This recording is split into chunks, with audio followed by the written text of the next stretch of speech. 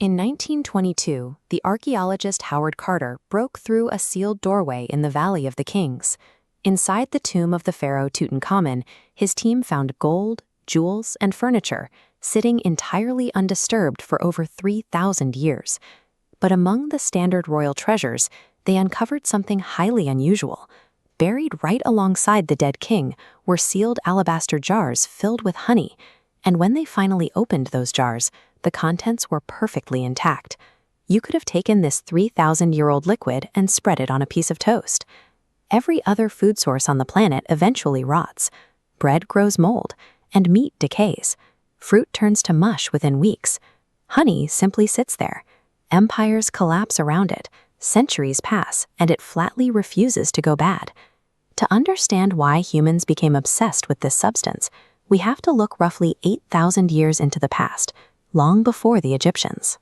In the limestone formation in Spain, known as the Cave of the Spider, we find one of the earliest known depictions of humans interacting with bees. A figure is shown clinging to the side of a cliff, reaching directly into a rock face surrounded by a swarm, clutching a basket in their other hand. Before we had agriculture, before we had permanent settlements or written language or metal tools, early humans were willingly risking their lives to scale cliff faces and endure hundreds of stings to acquire this specific golden liquid. In the prehistoric natural world, honey was irreplaceable.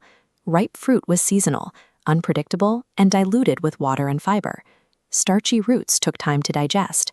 Honey delivered pure, concentrated, immediately available energy in a compact package that survived year-round without any preservation effort. This chart highlights a unique biological problem for early hominids. Our brains make up roughly 2% of our total body weight, yet they aggressively consume up to 20% of our daily caloric intake. Anthropologists propose that the dense glucose found in wild honey provided the exact efficient fuel required to support that massive energy demand, helping push our ancestors toward larger, more complex brains. We were not the only species chasing that caloric density. Across Sub-Saharan Africa, a bird known as the greater Honeyguide evolved a highly specific behavior. It tracks down wild beehives hidden high in the trees, locates a human, and uses a chattering call to lead them directly to the nest. The human smokes the hive and takes the honey, leaving the wax and larvae behind for the bird. This is a relationship driven entirely by natural selection over tens of thousands of years. The fierce biological imperative to acquire honey shaped both early human brain development and our evolutionary relationship with the natural world around us. Eventually, humans realized that climbing cliffs and enduring aggressive swarms was inefficient. Roughly 4,500 years ago, along the Nile River, ancient Egyptian beekeepers built cylindrical clay hives and stacked them horizontally, mimicking the hollow logs where wild bees naturally nested. Some even loaded these hives onto barges, floating them down the river to follow the seasonal wildflower blooms.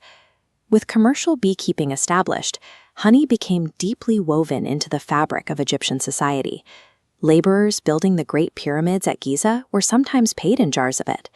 It was offered to the sun god, Ra, and the pharaoh's formal title literally translated to he of the sedge and the bee.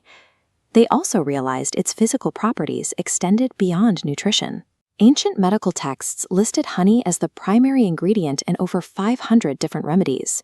Egyptian physicians mixed it with animal grease and plant fibers to pack surgical wounds, burns, and eye infections, relying on antibacterial properties they observed through trial and error millennia before germ theory existed.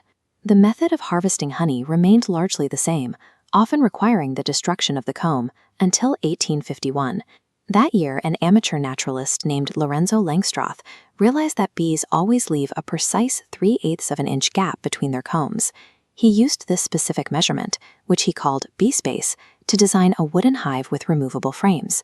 Beekeepers could finally pull out individual frames, harvest the honey, and slide the empty structures back in without destroying the colony. This single engineering breakthrough allowed bees to continuously rebuild on existing foundations, making the mass agricultural production of honey a reality. Scaling production explains how we have enough honey to fill our shelves, but it doesn't explain the contents of those alabaster jars. 3 millennia of storage should have produced rot, not a perfectly edible syrup. This diagram illustrates the first line of defense. Bacteria and microorganisms require water to survive.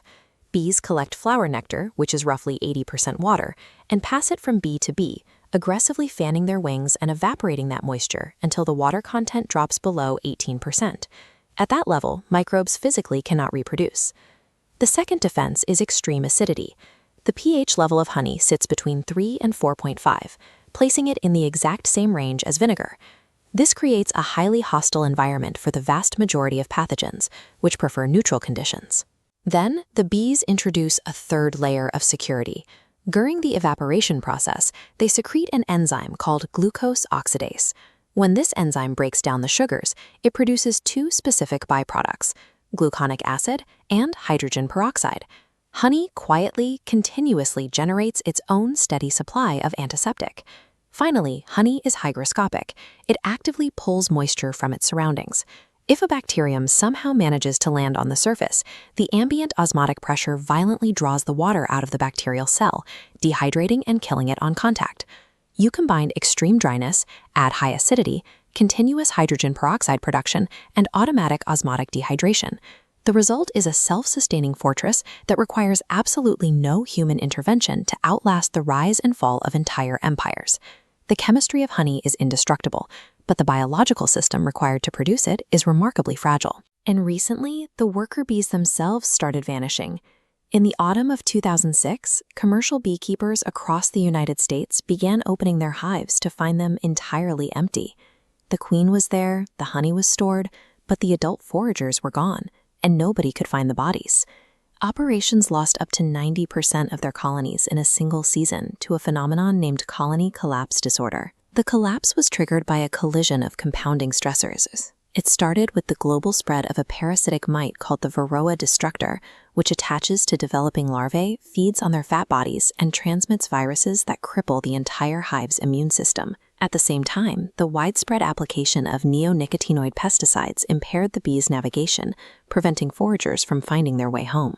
Add the loss of wild foraging habitats to monoculture farming and the physical trauma of trucking millions of hives across the country for commercial pollination, and the compounding biological strain on these colonies simply became critical. Colony collapse disorder is the inevitable consequence of forcing a delicate, ancient symbiosis into a brutal industrial machine. As bee populations struggle, global consumer demand continues to climb. We now want significantly more honey than the insects can naturally produce. This impossible supply gap created a lucrative market for international fraud. Independent testing reveals that a massive share of the honey sold globally is secretly diluted with cheap corn, rice, or beet syrup. In 2013, the United States charged importers with smuggling $80 million worth of heavily adulterated counterfeit syrup in a scandal known as Honeyguide. The supreme irony is that the exact same substance that sat perfectly preserved in an Egyptian tomb for 3 millennia is now routinely faked on modern grocery store shelves. A real jar of honey sitting in your kitchen is an unbroken link backward through time. It is the exact same chemistry that fueled early hominids, that Olympic athletes consumed in ancient Greece, and that monks harvested by candlelight in medieval Europe. The formula the bees perfected is designed to last forever. The chemistry refuses to die. But whether we can maintain the delicate ecological chain required to keep the insects themselves alive is a question we are still struggling to answer.